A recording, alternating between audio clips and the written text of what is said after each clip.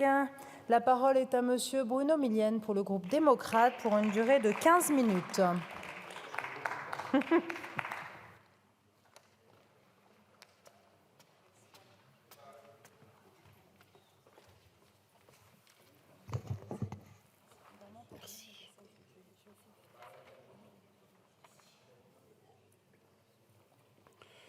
Madame la Présidente, Madame la Première ministre, Mesdames et Messieurs les ministres, mes chers collègues, permettez-moi, avant de commencer mon propos, de faire une petite incise.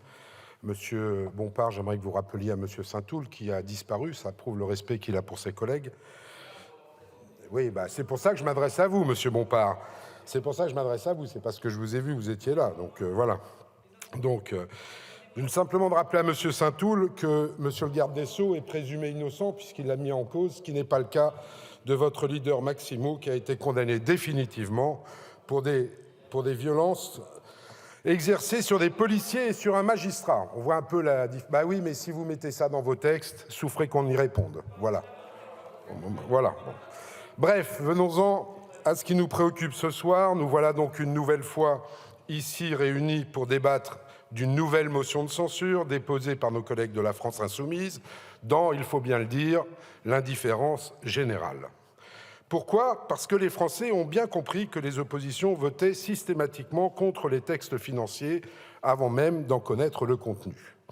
Parce que les Français ont bien compris qu'en contexte de majorité relative, le recours à l'article 49 alinéa 3 de la Constitution était indispensable pour doter notre nation d'un budget et pouvoir continuer d'engager les réformes ambitieuses que nous portons pour notre pays. Parce que les Français ont bien compris qu'en l'absence de majorité alternative et sans bien sûr présager du vote de mes collègues d'ici quelques minutes, les chances de voir adopter une motion de censure étaient plus que limitées.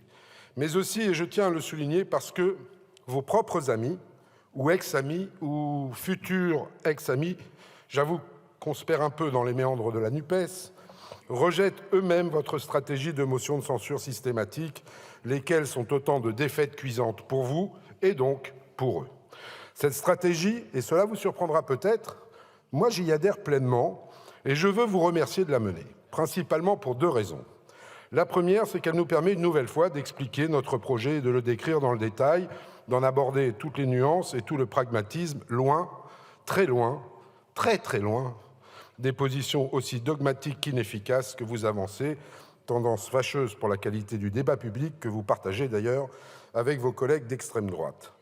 La seconde, c'est qu'elle nous permet d'avoir un vote sur le texte en question et donc de montrer que loin des éléments de langage caricaturaux que vous n'avez de cesse de rabâcher, le 49.3 est un outil démocratique, pas le meilleur, j'en conviens, mais un outil légal que nous ne sommes ni les premiers ni les derniers à utiliser pour aller au-delà du blocage institutionnel.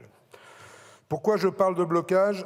Parce que vous et les autres oppositions êtes absolument incapables de proposer un projet alternatif cohérent pour financer notre sécurité sociale. À ça, pour faire des coups et mettre en difficulté la majorité, quel mérite, quand on est en majorité relative d'ailleurs, là, pas de problème. Vous arrivez à vous mettre d'accord, et nous l'avons bien vu en commission en première lecture. On cherche d'ailleurs toujours l'intérêt pour les Français de ces manœuvres, mais peu importe, vous avez vos belles vidéos pour les réseaux sociaux. Au final, cela aboutit à une situation dans laquelle nos collègues de la NUPES arrivent à se réjouir d'avoir rejeté la création d'un service de repérage et d'accompagnement des enfants en situation de handicap. Cela aboutit à une situation où, sous les applaudissements, nos collègues de la droite empêchent les patients gravement malades d'avoir plus facilement accès à des médicaments innovants. Bravo, mes chers collègues, je pense que vous pouvez être fiers de vous. Naïvement peut-être, nous espérions au groupe démocrate pouvoir travailler avec vous en bonne intelligence à la construction d'un compromis acceptable pour tous, mais une nouvelle fois, les conditions que vous fixez, à dessein, rendent impossible cet atterrissage. Nous en prenons acte. Avec regret, les Français eux-mêmes pourront en juger lors des prochaines échéances électorales. La réalité, c'est que, contrairement à ce que vous tentez de faire croire, ce PLFSS se place dans l'héritage strict de notre système social, qui est autant notre fierté que l'honneur de notre pays. Celui qui fait que l'appartenance à la communauté nationale va de pair avec le fait de pouvoir compter sur la collectivité en cas de maladie ou d'accident, ou tout simplement lorsqu'est venu le temps de quitter le monde du travail pour profiter de ses vieux jours. Ce modèle social unique, nous le préservons dans ce PLFSS, y compris malgré les contraintes budgétaires qui pèsent sur notre pays après 50 ans d'endettement, y compris malgré la nécessité que nous avons de tendre de nouveau vers l'équilibre budgétaire. Pour donner quelques exemples, cet impératif de solidarité s'exprime par la meilleure articulation des droits à la complémentaire santé solidaire avec les minima sociaux comme l'allocation adulte handicapé, l'allocation supplémentaire d'invalidité ou celle destinée aux chômeurs de fin de droit.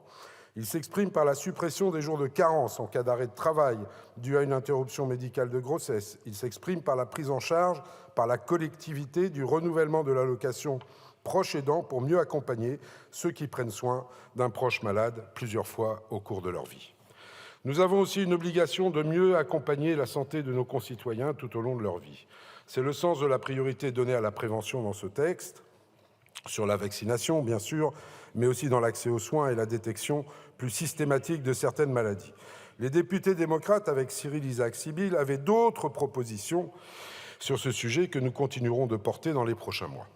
La responsabilité budgétaire, celle qui nous pousse à compenser les nouvelles dépenses par des mesures d'économie, c'est par exemple sur la consommation et le prix des médicaments, mais également sur les sommes versées à l'UNEDIC pour tenir compte des effets des réformes de l'assurance chômage et de l'amélioration du marché de l'emploi. Mais au-delà de ces deux impératifs, ce PLFSS est aussi un texte d'émancipation qui doit permettre à chacun d'être acteur de son destin, notamment face à la dégradation de l'état de santé.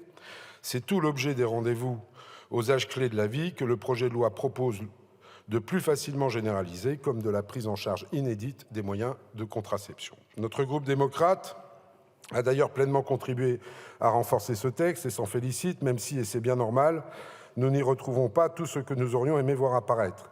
C'est le jeu de la construction du compromis au sein d'une majorité et nous l'acceptons pleinement sans renier nos convictions. Nous continuerons d'essayer de vous convaincre dans les prochaines semaines, dans l'esprit de co-construction qui préside à notre travail commun, mais vous l'aurez compris, nous ne soutiendrons pas cette motion de censure. Je vous remercie. Merci beaucoup, mon cher collègue.